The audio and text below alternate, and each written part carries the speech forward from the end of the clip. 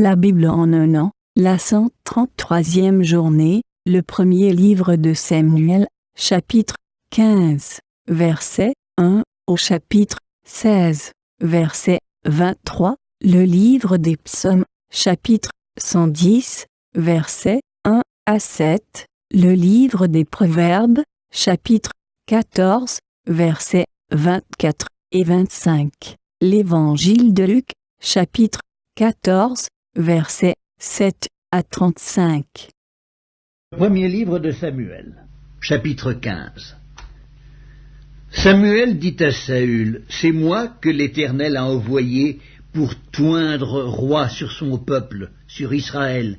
Écoute donc ce que dit l'Éternel. Ainsi parle l'Éternel des armées. Je me souviens de ce qu'Amalek fit à Israël lorsqu'il lui ferma le chemin à sa sortie d'Égypte. Va maintenant, frappe Amalek, et dévouez par interdit tout ce qui lui appartient. Tu ne l'épargneras point et tu feras mourir hommes et femmes, enfants et nourrissons, bœufs et brebis, chameaux et ânes. » Saül convoqua le peuple et en fit la revue à Télaïm.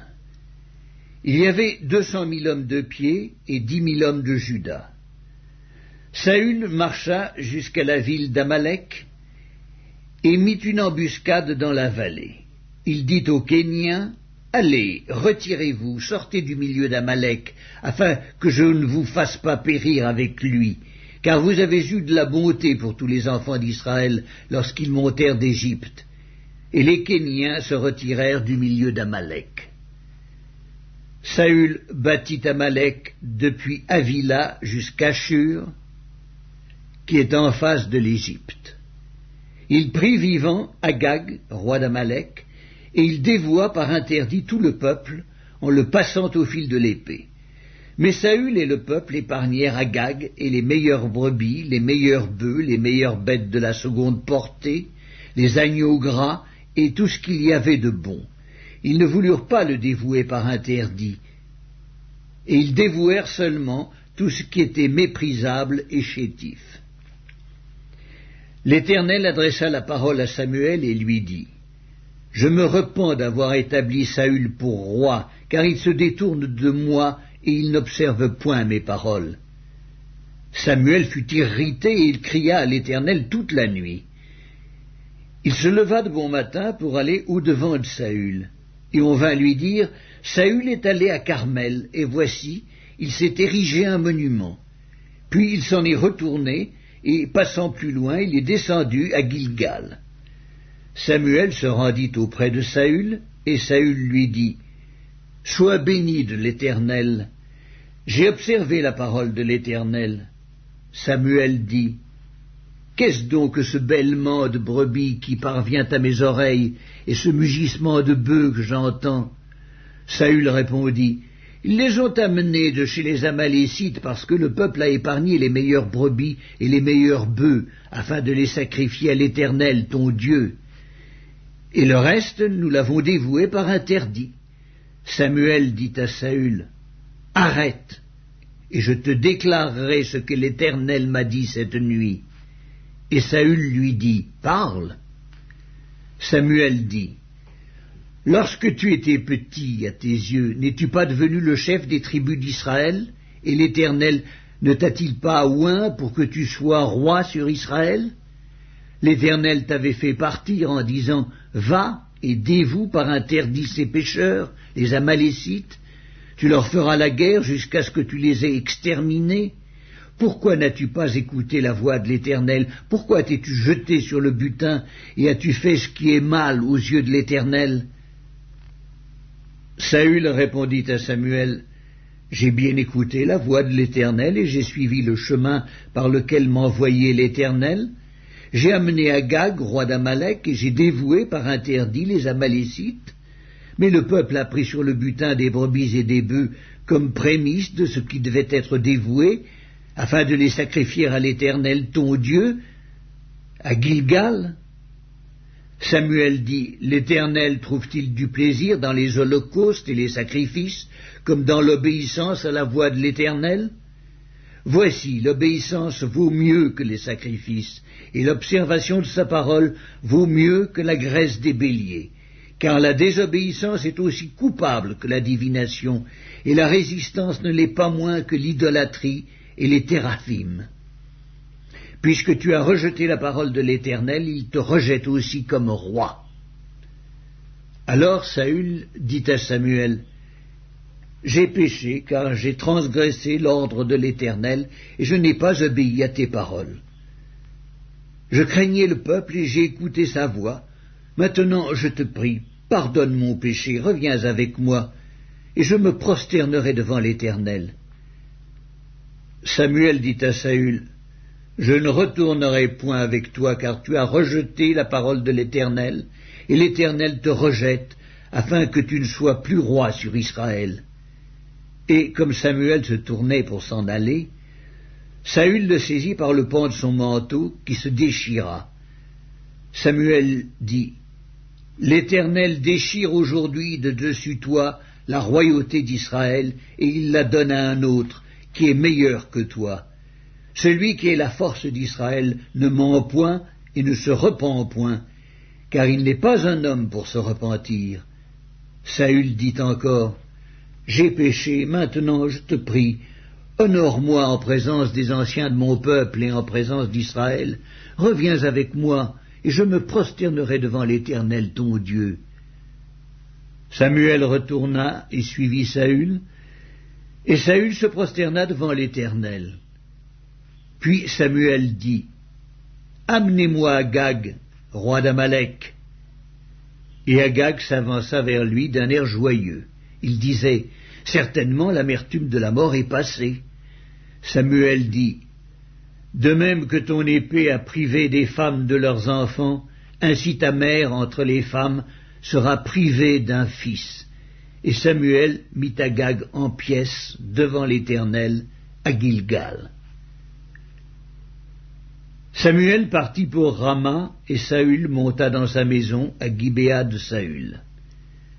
Samuel n'alla plus voir Saül jusqu'au jour de sa mort, car Samuel pleurait sur Saül, parce que l'Éternel se repentait d'avoir établi Saül roi d'Israël. Le premier livre de Samuel, chapitre 16.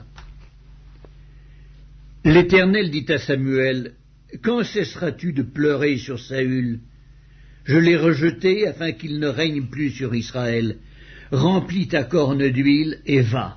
Je t'enverrai chez Isaïe, Bethléemite, car j'ai vu parmi ses fils celui que je désire pour roi. » Samuel dit, « Comment irai-je ? Saül l'apprendra et il me tuera. » Et l'Éternel dit, « Tu emmèneras avec toi une génisse, et tu diras, je viens pour offrir un sacrifice à l'Éternel. Tu inviteras Isaïe au sacrifice. Je te ferai connaître ce que tu dois faire, et tu oindras pour moi celui que je te dirai. » Samuel fit ce que l'Éternel avait dit, et il alla à Bethléem. Les anciens de la ville accoururent, effrayés, au-devant de lui, et dirent, « Ton arrivée annonce-t-elle quelque chose d'heureux ?» Il répondit, « Oui. Je viens pour offrir un sacrifice à l'Éternel. Sanctifiez-vous et venez avec moi au sacrifice. » Il fit aussi sanctifier Isaïe et ses fils, et il les invita au sacrifice.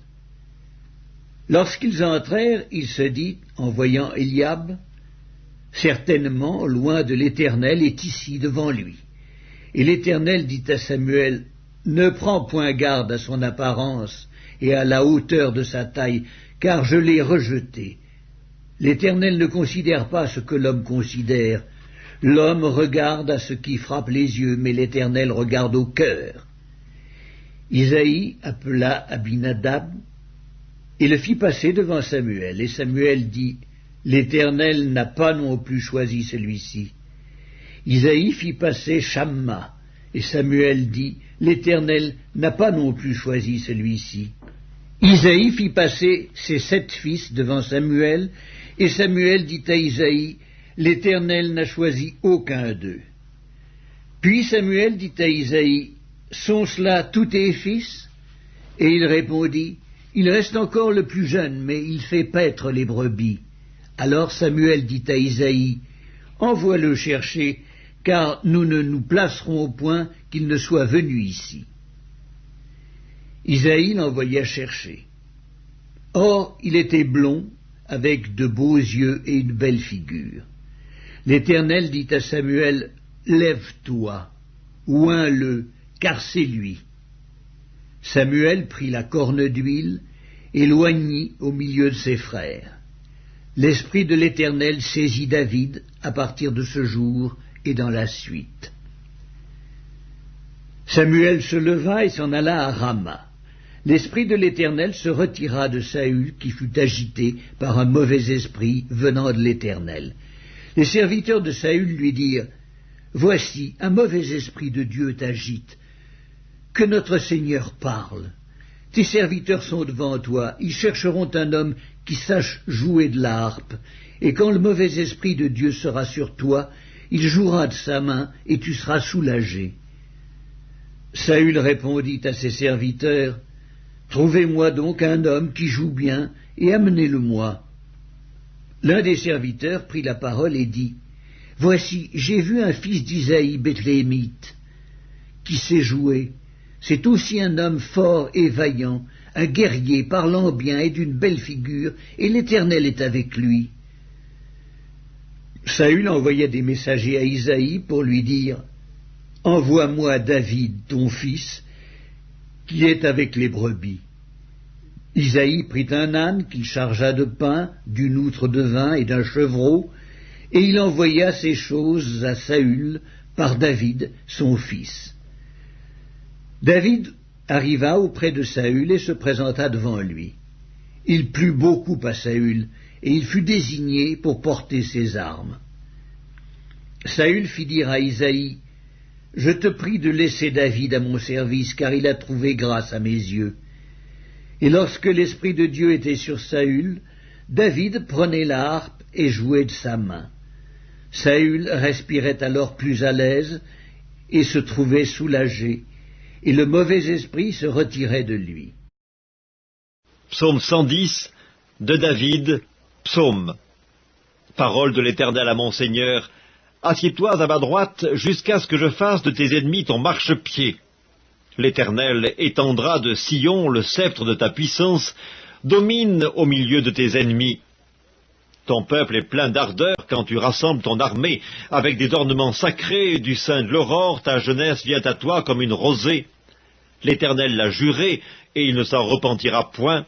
Tu es sacrificateur pour toujours, à la manière de Melchisédek. Le Seigneur, à ta droite, brise des rois au jour de sa colère. Il exerce la justice parmi les nations, tout est plein de cadavres. Il brise des têtes sur toute l'étendue du pays. Il boit au torrent pendant la marche, c'est pourquoi il relève la tête. Livre des Proverbes, chapitre 14. La richesse est une couronne pour les sages, la folie des insensés est toujours de la folie. Le témoin véridique délivre des âmes, mais le trompeur dit des mensonges. Évangile de Luc, chapitre 14. Il adressa ensuite une parabole aux conviés, en voyant qu'ils choisissaient les premières places, et il leur dit, « Lorsque tu seras invité par quelqu'un à des noces, ne te mets pas à la première place, de peur qu'il n'y ait parmi les invités une personne plus considérable que toi, et que celui qui vous a invité l'un et l'autre ne vienne te dire « Cède ta place à cette personne-là ». Tu auras alors la honte d'aller occuper la dernière place. Mais lorsque tu seras invité, va te mettre à la dernière place, afin que, quand celui qui t'a invité viendra, il te dise « Mon ami, monte plus haut ». Alors cela te fera honneur devant tous ceux qui seront à table avec toi. Car quiconque s'élève sera abaissé, et quiconque s'abaisse sera élevé. Il dit aussi à celui qui l'avait invité, « Lorsque tu donnes à dîner ou à souper, n'invite pas tes amis, ni tes frères, ni tes parents, ni des voisins riches, de peur qu'ils ne t'invitent à leur tour et qu'on ne te rende la pareille. Mais lorsque tu donnes un festin, invite des pauvres, des estropiés, des boiteuses et des aveugles, et tu seras heureux de ce qu'ils ne peuvent pas te rendre la pareille, car elle te sera rendue à la résurrection des justes. » Un de ceux qui étaient à table, après avoir entendu ces paroles, dit à Jésus, « Heureux celui qui prendra son repas dans le royaume de Dieu. » Et Jésus lui répondit, « Un homme donna un grand souper, et il invita beaucoup de gens. À l'heure du souper, il envoya son serviteur dire aux conviés, « Venez, car tout est déjà prêt. » Mais tous unanimement se mirent à s'excuser. Le premier lui dit, « J'ai acheté un champ et je suis obligé d'aller le voir. Excuse-moi, je te prie. » Un autre dit, « J'ai acheté 5 paires de bœufs et je vais les essayer. Excuse-moi, je te prie. » Un autre dit, « Je viens de me marier et c'est pourquoi je ne puis y aller. » Le serviteur de retour rapporta ces choses à son maître.